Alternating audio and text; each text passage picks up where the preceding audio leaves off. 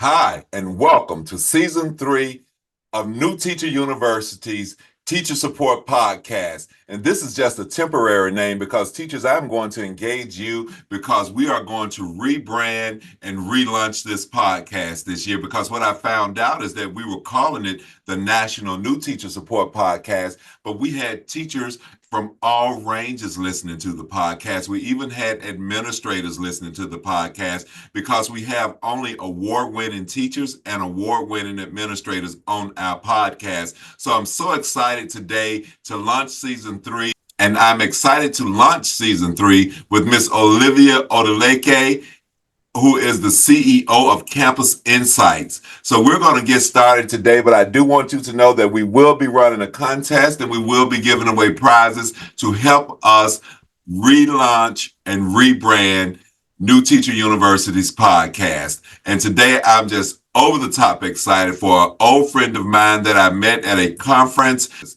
So today we have with us Miss Olivia Odileke. She is a dynamic CEO of Campus Insights and a passionate advocate for innovative education.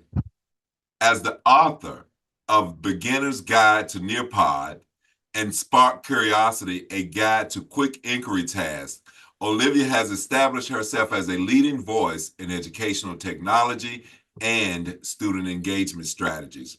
With a track record of training over 15,000 teachers, let's say that again, a track record of training over 15,000 teachers, Olivia is on a mission to revolutionize the student learning experience.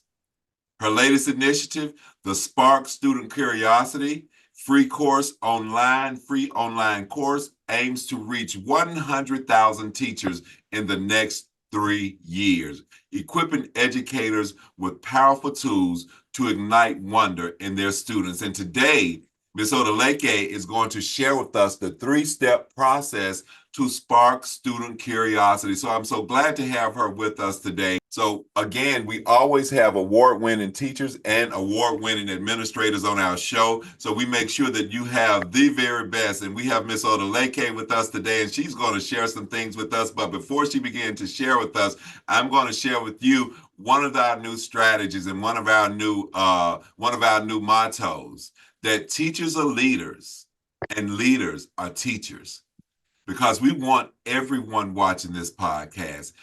Leaders, we want you watching the podcast because as principals, as administrators, as lead teachers and instructional coaches, we want you to have strategies always at hand that you can share with your teachers. And here at New Teacher University, we have the strategies for you on our podcast. So now, with no further ado, I want Miss Olivia Odileke to share with us who she is, why did she start her company, and what's going on with her right now. Well, thank you, Terry. Let's just raise the roof for you, Yes, Terry. Okay. And as you talk about leaders, you are a fearless educator. So I welcome you to the fearless educator community because it takes a lot to have the courage to put information out like this because we have so many teachers that are looking to absorb things that are positive, that are empowering, that are inspiring, and that what this podcast is doing for so many teachers. So let's raise the roof for you too. yes. Okay. Thank you. I receive it. I receive it. Let me get these fingers together so we Get can them lift them high. together. High Yes, five. Like I that's love to it. do this. I do a lot of virtual teaching. I'll be like, high five, high five That's in the it. camera. That's it. So it is a pleasure to be with you today from Puerto Rico. Yes, Yes, I just made the shift to find balance. I think as teachers and as CEOs who are looking to expand in educational consulting, you need to find balance because that's what yes. it's about. And when you find your balance, then you find your purpose. That's So it. I am originally from a really small town called Belglade, Florida. Really small town. We were known for gators, rabbits, and football players because we Oh, had a high amount of NFL players to come out of our little small town of 15,000 people. okay. Um, Long story short, got into education in 2006. Originally, I was working for another company, but my niece and nephew were in the middle school. and I didn't like what was happening to them. They were changing. So I actually started substitute teaching like one day a week in their public school. 'Cause I just wanted to see what's going on in this middle school. These kids just changed. Like they went from really nice to really scary. While I was there, I'm looking at kids. I'm looking at the I'm like an observer. My background was industrial engineering. We're always trying to make things better and make things more efficient and improve it. And what I saw was a lot of kids just looking for relationships. I saw a lot of kids acting out because parents weren't at home helping them, and it was a very high priority area. This was Title I school, and the principal, he was just like, "Ma'am, I don't know what you're doing, but if you could come every day, Yes. like I would lord you," because so many substitutes, they couldn't hardly get any substitutes, and people. I never sent one child to the principal office while I was substitute teaching because I was just looking to look at the 10 in kids. I always felt like we need to see the 10 in kids. And so that Yes. was my first start. And then I went to alternative teaching school, got into teaching, actually came right in as a Title I teacher. And my principal, I initiated two programs my first year teaching. We started teaching in science, where I would come in reading within the in science during the reading block. So I would come in with small groups, and we would focus on science concepts while we were doing reading, and that had never been done because everybody just wants to read for just reading's sake.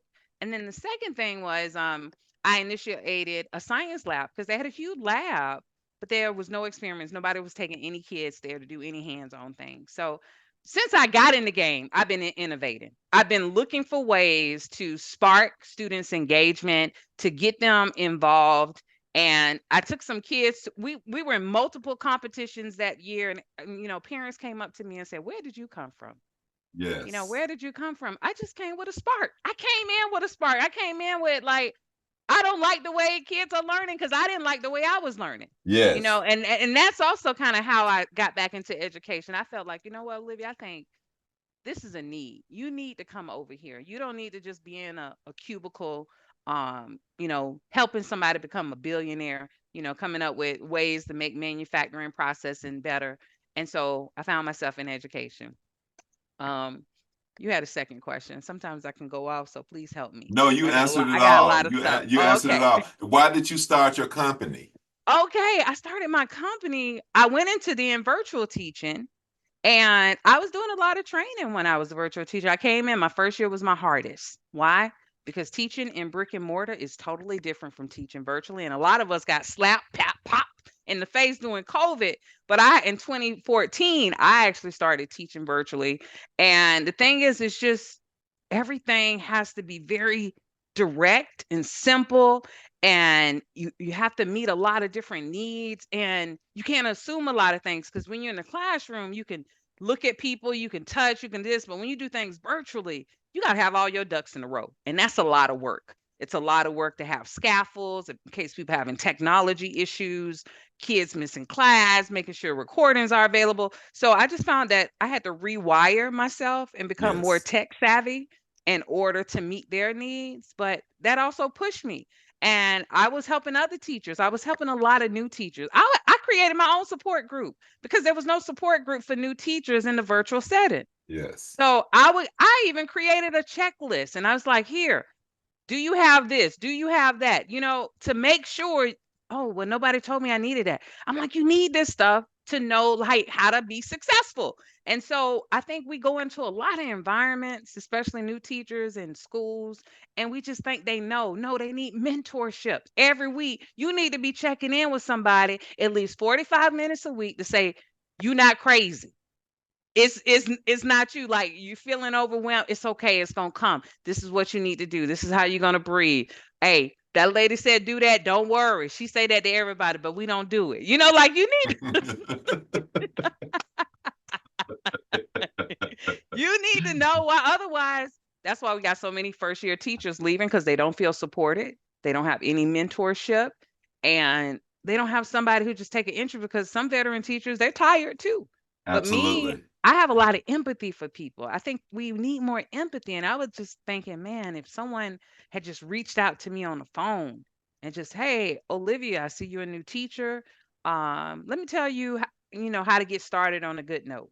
Just Yes. something that simple. Nobody reached out to me.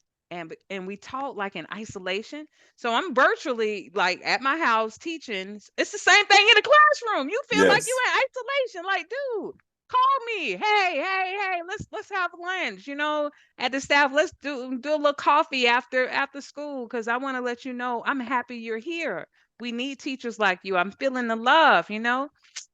I'm sorry. I mean, No, I'm thank you so passionate much for about this. I'm that. very passionate about this, and I just don't think we have enough support. And sometimes the support can't always come from the leadership because they need support too. I'm sorry. Sometimes the Yes. district's not really Yes. supporting them. All they doing is here's the checklist. Do this, do this. You like, and then Absolutely. you get so caught up in a list, or we get so caught up in a test, we forget we got babies in front of We us, have Ted. children, we have real lives in front of us. And that's why I started New Teacher University, because I walked in classrooms during the pandemic, and I'd walk in classroom A and Miss Jones was there one week. The next week I go in, Miss Jones is gone. The next week I go next door, Miss Smith is gone. Coach is gone now. We're not used to coaches just leaving, but there were more opportunities for them to go different places and work.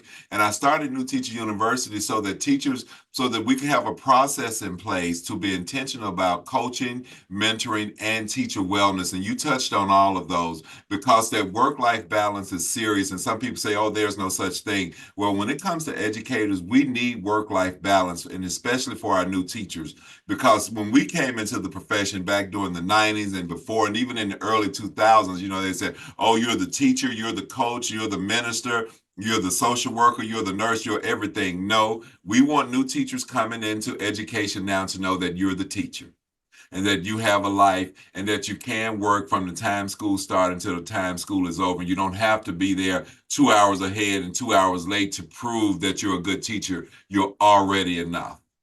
We want teachers to know that you're already enough, and you address that. And something else that you addressed, you talked about the students, and that you didn't send students to the office, and you walked into an area that most people consider very challenging, which is middle school.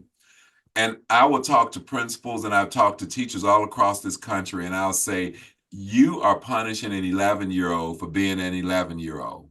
You're punishing a 12-year-old for being a 12-year-old. They are doing appropriately what they're supposed to do at 11 and 12 years old. They're supposed to be testing limits. They're at a space where they're no longer just really elementary students. They have new boundaries. They're changing classes. Things are happening to their body. They're walking into puberty. They have a little bit more access to the world at that age. Mm-hmm. So now, as new people, as young new people, they're little people, they're trying to figure this thing out. And no, they don't come with it pre-programmed in them. This is what you do. This is how you respond. This is what you say. And that's what our Exactly. job is. And we have teachers that are saying, I feel like they attacked me, when the child was really just asking a question or responding to the limits that you put on them. So we Hmm. have to really, really take time and look at child development, and understand that students at that age group, they're learning new words.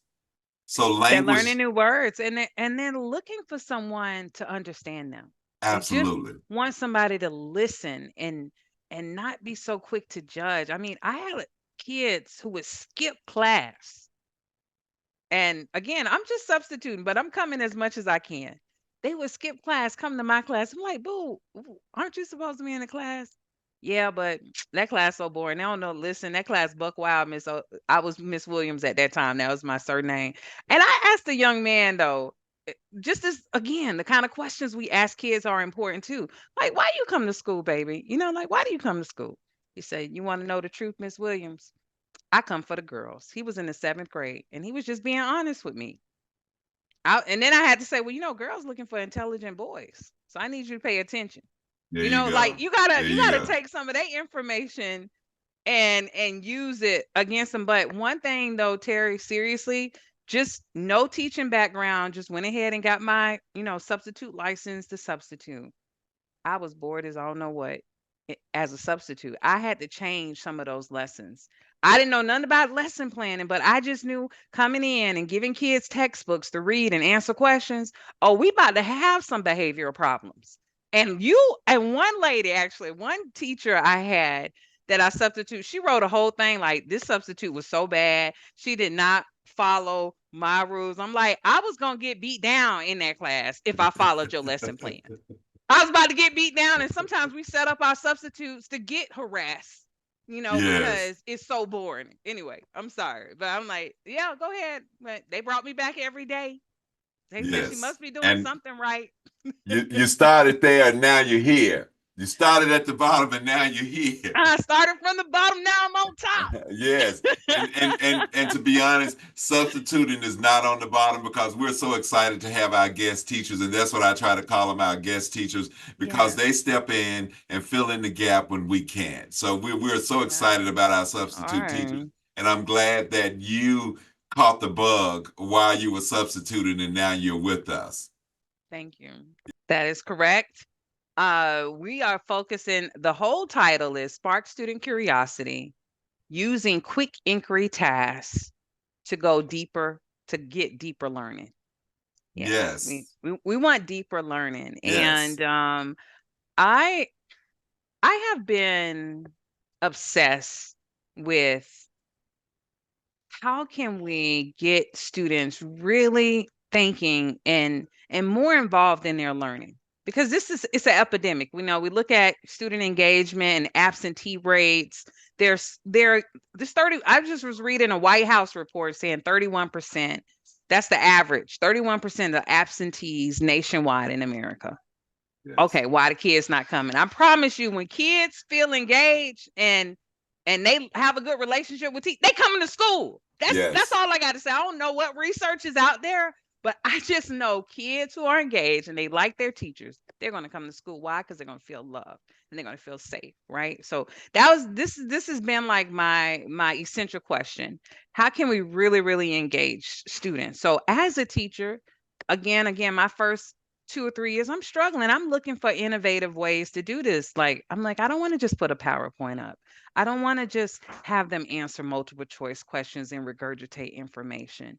So I had went to like, I started studying inquiry based learning, but that was like more long term, more like 2 to 3 week projects, trying to get students to create their own questions and drive their own learning. And it was great. I was able to use it, but then I'm a person, I don't just think about myself. I've never just thought about myself. I think about, could other teachers do it? Because I saw their frustration. Other teachers like, oh, it's just too long to plan. It's too much planning. I got to do too many subjects and put them all together. So I was like, I got to come up with a quicker way to do this.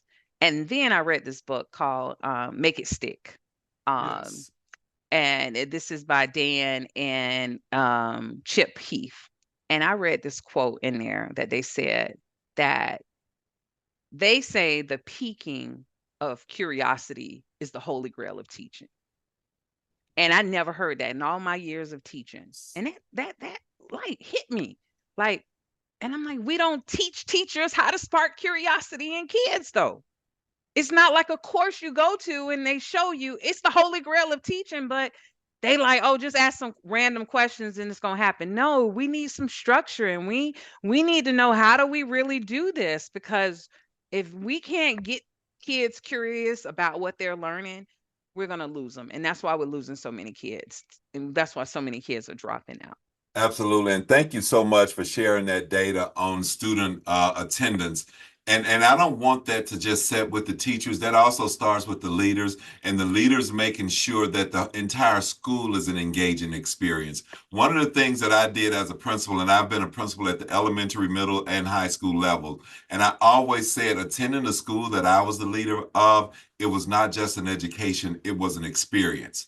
And everywhere that I was a principal, enrollment would go up, student attendance would go up, and student achievement would increase because I made sure that we were doing things school wide from the time they hit that campus until the time they left, that students were engaged. The cafeteria, the experience in the restroom, the entire thing, because I also engaged my cleaning staff, Of the course. building staff, because they're so Don't get it important. twisted. And I Some of would those tell kids respect the janitors more than they respect the teachers. absolutely, and I would let my staff know, hey, they see what you do before they see what I do. So if the campus is clean, you walk up to the doors, there are not fingerprints all over the window, the knobs and handles are clean and shiny. That's you. They see that, and so when we would have initiatives, and it was always funny when I would have start an initiative in a school, and I would invite the lead plant manager or building engineer, whatever they're called in your area. I would invite them to the meeting. They're like, why am I coming to this meeting? Because you're part of the process. We're going to have shipments coming in. We're going to be using spaces. And I want to know, what do you think? What's the best space, time, and how should we help make this happen? And every time I would do it, I would just see the engagement and things just go up. So thank you for sharing that, because it is the leader's job to make sure that the teachers have what they need so that they can have engaging environments in the classroom. And I would always tell my teachers, I'm going to take care of the common areas. That's the campus grounds, the hallways, the restrooms, the cafeteria, all of that. I'm going to make sure that the students are there doing what they're supposed to do and that they're having an experience. But once they walk inside that classroom, that's your domain. Now I need you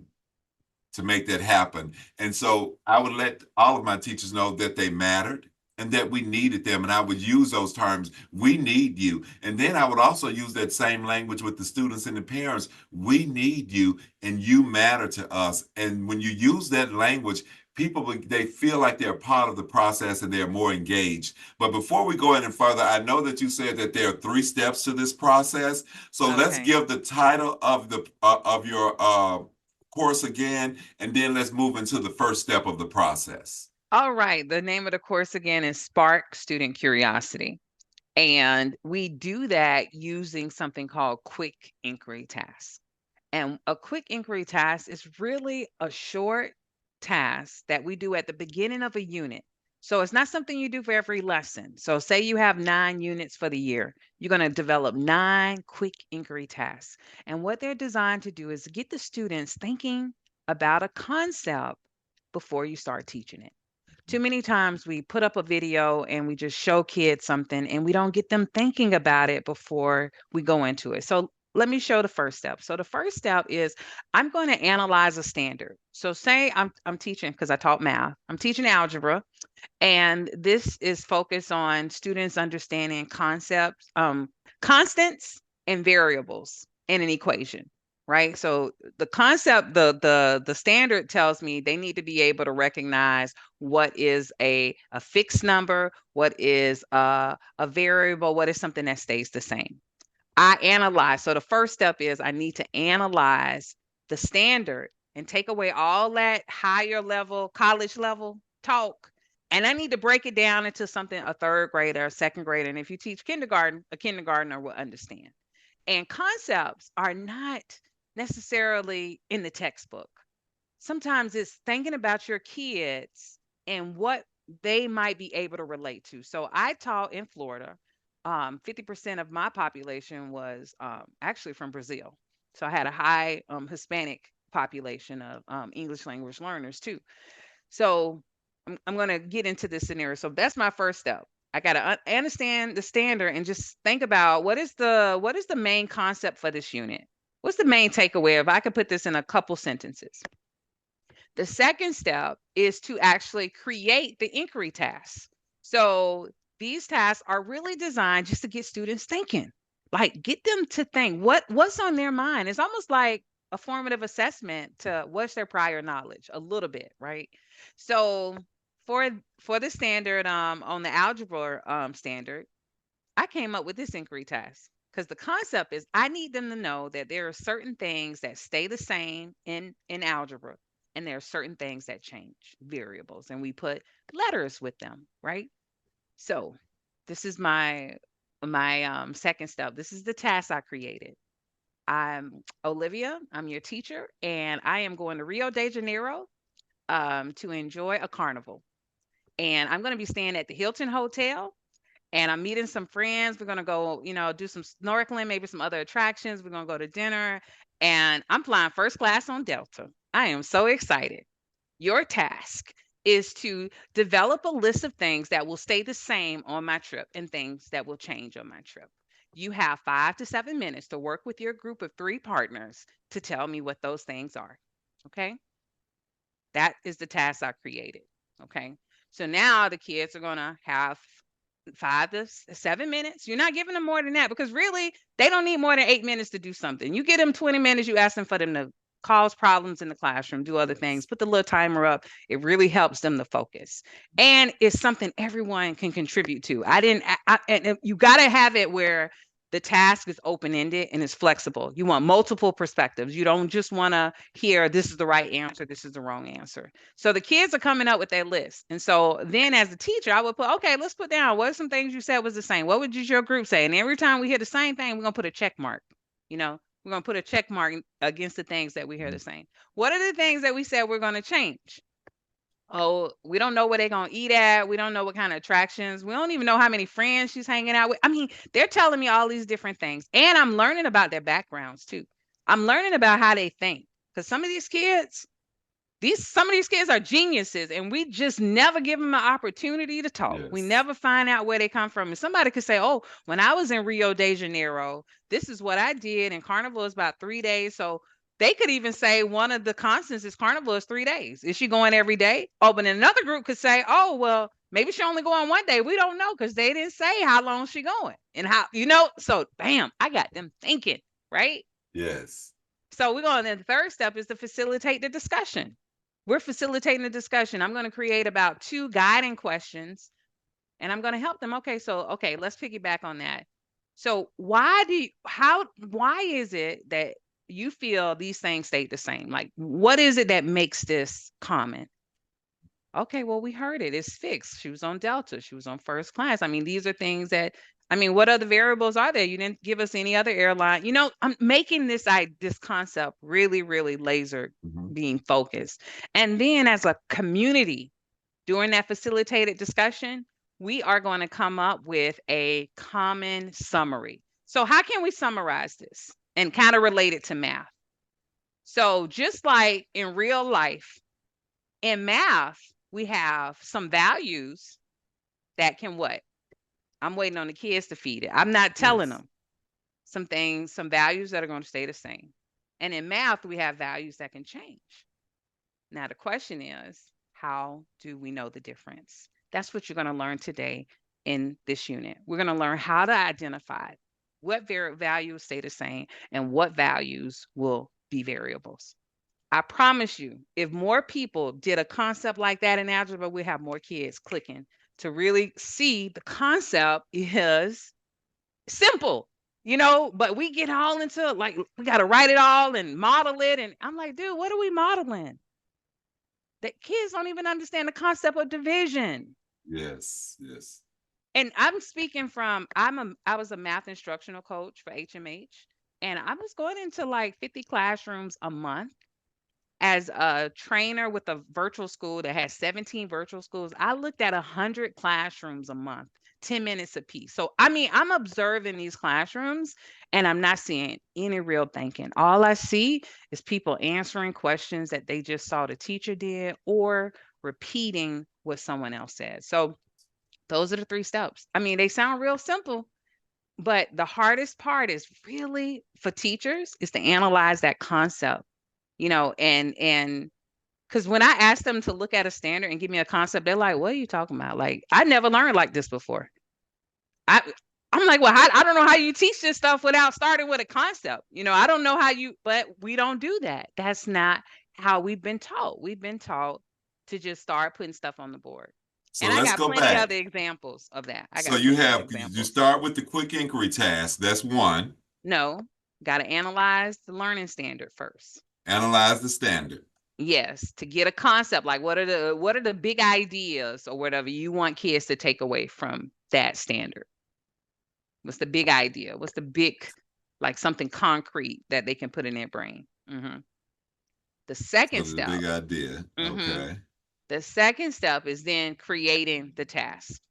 Okay. And Okay, that's is the it quick open inquiry ended? task. Yes. Okay. Creating the quick inquiry task, something kids can do within 5 to 8 minutes, something that's flexible, something that's open ended, but it's going to get them thinking about a concept. Okay. Okay. And then the third step is you have to facilitate at least a 5 to 7 minute discussion where the group share out. And the thing about with the group sharing out, you've been walking around collecting data. So you're not going to just randomly let people share out.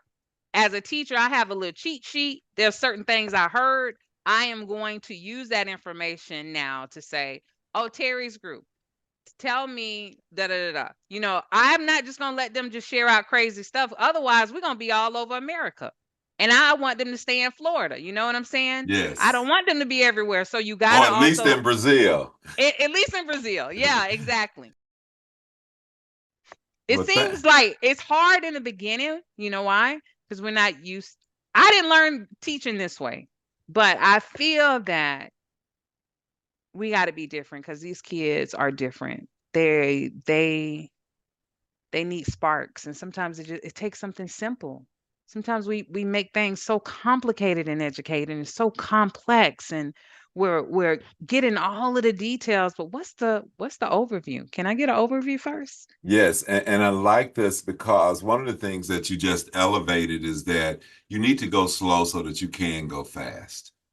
And we're so used to in education, everything is time based. Someone is walking around with a pad evaluating you where you spend too much time on this. But you, teachers, you know your students better than anyone. And if you take that time at the beginning of a unit to invest and getting them interested, sparking their curiosity, you will be surprised at the return that you'll get on that time. That return on that investment would be exponentiated just because you gave students an opportunity to have those discussions at the beginning. Because what it sounds like, you said 5 to 8 minutes here, 5 to 7 minutes there. You could easily spend 30 minutes at the beginning of this unit, but you're looking at a 3 week unit or a 2 week unit. So it's not like you're going to teach this unit in 1 or 2 days. So invest that time in the beginning to get your students' curiosity sparked so that they can say, hey, this is what I'm learning. This is why we're learning this, because that's what's all packed into this. That our students will walk away knowing what they're learning, why they're learning it, and most of all, how they need to apply it. Because most of the time, students say, "Well, I don't ever use any of that stuff," but because Yes. you called it the underdog story, you made it into something that they could recognize, even um, with the algebra example. You said what stays the same and what's different. And that's life. Some things will kind of remain the same, but what we do know is that change is there. And that's how we learn. We have all these neurons, and it's trying to connect to something. But if you just try to throw something on the board and I have no connection to it, it's hard to retain it longer. Yes. And then the other part is, when I'm observing classrooms, and you could probably say the same, when you're in there for 10 to 15 minutes, how many times did you actually observe like purposeful peer to peer engagement where the peers are questioning or talking to each other on a Mhm. focused topic? It's usually like teacher to peer. And I don't want it to be teacher to peer. I want it to Yes. be where the students are talking to each other. We're getting them excited about what we're going to teach them without like, and then they look at me and they like, is that the right answer? And I look at them, what did your group say? What Mhm. did you hear from other groups?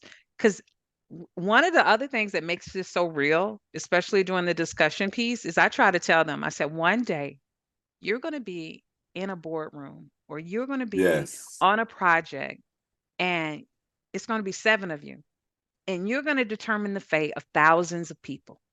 It's usually just a few people in the room, and a person in the room who has the most evidence, who can present it the most elegant way, that is the way we're going to go.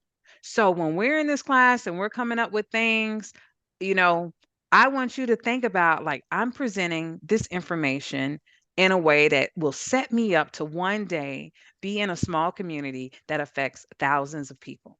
And then that Absolutely. also makes it real because it's like I'm prepping you for anything. Because I mean, I've been in so many committees. I bet you've been the same. It's just a few of us That's making all exactly these right. decisions. A few people, and the person who comes in with the strongest ideas, the strongest evidence, done a little research. That's who we going with. Yes. Plain and And, simple. and I love that you told them one day they're going to be in a boardroom. When I'm observing classes, I always say to the students, it's okay. It's really cool for you to look like me and be smart and intelligent. And I also add to them that the students who are just so cool today that they don't want to raise their hands, they're not reading, they're not asking or answering questions, those students are they're gonna like cap out at some point. They're gonna reach a plateau. But those of you who are reading, you're part of the team, you're part of the club, you're asking questions, you're gonna be the CEOs of the future. So keep staying engaged, keep raising your hand, keep asking questions. And it's amazing. I do it when I at the beginning of the school year, and I can just see the little black boys in classes when I walk in. All of a sudden they're raising their hands. And I hear some teachers say, "Oh, you're raising your hand today." Absolutely, they have permission to.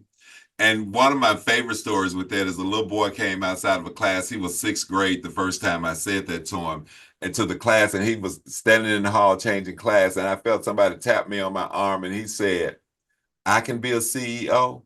I said, absolutely. And that just warmed me. That just Oh did my something to me. goodness. I I said, love absolutely. that. And for the next 20 Absolutely. years that I visited that school, if he saw me on campus, he made sure he had to do something to come across my path. And initially, I didn't know it was him. And then I said one day, I said, are you the CEO? And he said, I am. And I made sure I got facial recognition so that I could always. So it's so important that our children know that they can dream.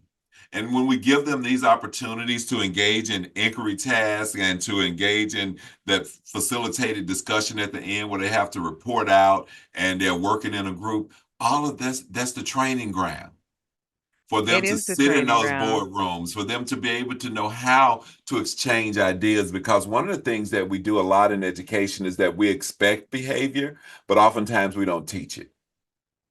And We this is the don't. We yes, and don't. this is the type of work that you do to teach behavior. So thank you so much, Ms. Odileke. Is there anything else that you'd like to share with our audience today or our teachers about your program and this free course and tell them how to get it? And I'll have the links at the end. I really, really at Campus Insights, our mission is to inspire fearless educators who transform learning experiences. It's really not what we teach. It's the context. It's the experience. How do we feel when we're learning it?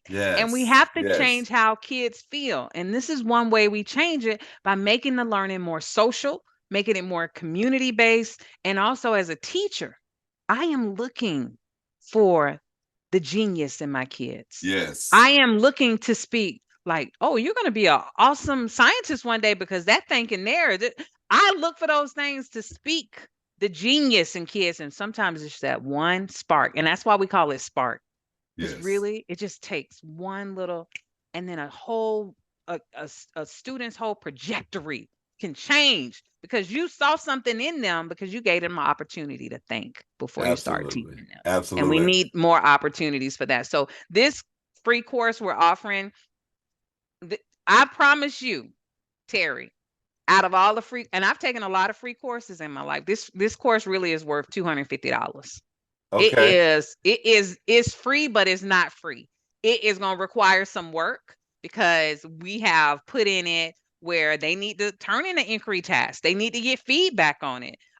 We have a little mini tasks that they will create from beginning to end to get feedback on. We're asking them to respond to discussions. We're going to make you accountable. So if you're just looking for something to breeze through, this is not the course for you, Terry. But if you are Yes, looking to step your game up and really come away with something innovative, tons of scaffolds, we got tons of handouts to make you feel equipped, then this is the course for you because we need fearless educators to go out and innovate education. We need you to do things that will really spark students' learning and increase their student engagement and take away the rhetoric. Get back to the simplicity of at the end of the day, like Terry, I like what you said earlier. I'm responsible for the campus, the hallways, the this, but you are responsible for your classroom. So don't think about what's going on outside with the district. Think about how you have a direct impact, especially in middle high school of 120 plus babies. You have a direct impact, not your superintendent. You in Yes. elementary, you have a direct impact on 30 students' lives. So Every focus day. your energy on what you can do. Everything. There's a quote that says, wherever you focus on expands. Absolutely. Whatever you focus on Where expands. So attention goes, energy flows. energy flows. And That's how my you other feel second about one. that energy, and it's the feeling. So get excited about it, and your students will get excited about it. What I did is I just made you the host so that you can share your screen if you want to show the Okay, I can share the screen right here on this screen right here. They can go right to our campusinsights.com website. That's okay. campus with a K. Okay, campusinsights.com. Right at the top, it has an enroll now button where they can enroll directly into the course. It's going to ask them to sign up. They'll need to put their um they can create their own password and their own email. And once they are there, hold on one second. I'm going to show this other screen here. Once they are there, then they'll have the opportunity to go and be a part of the Fearless community. It's going to bring them into this website. And at the top, they will have the learning tab. So Okay. they'll land on the discussion board. We just launched this week. So you're the Okay. first group to get the taste of it. It's just being launched, like literally the week of July the 8th. It's being launched. Right So here once they live at right New here Teacher live University. at New Teacher Okay. University. Absolutely. And once they click on learning, you see the course here, Spark Student Curiosity. You see the word free. There's no payment. They're gonna press the open button. It's gonna take them right into the first module where they'll get their overview, and you see all of the sections there. And we really hope that they can give us some feedback because we want to make it better. And our goal is to also eventually have it in Spanish because we're launching a crowdfunding site right now to get some more funds because we really want to make this available in multiple languages because we know that student engagement is not only an epidemic here in America, but it's getting worldwide. It's really getting worldwide. Yes. So happy to be here to share. It's been a pleasure. Thank you so much. Thank you so much. This is so exciting. I'm sitting here. I'm excited. I just feel it all over. This is going to be a great year for all of us, for our students, for our companies, because our companies, we're really providing services to the education community.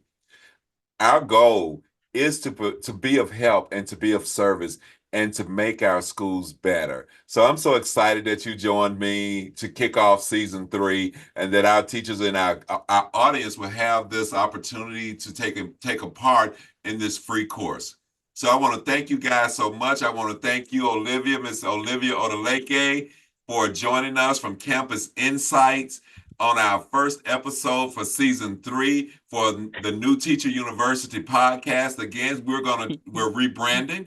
Right now, I'm calling it the Teacher Support Podcast, but I want to run a contest. So if you have some ideas I'm out there, gonna you go in send that it in. contest. I want that Yes, $100. I'm yes, good with yes, ideas. yes. We're going to cash out $100 to the winner. So you just DM me at Terry at newteacheru.org, Terry at newteacheru.org, or you can follow me on LinkedIn, or you can follow me on Facebook at New Teacher University, as well as Instagram at New Teacher University. So we're just so excited about season 3. I'm excited about what's happening in education because there are so many of us out here saying, hey, our children deserve more.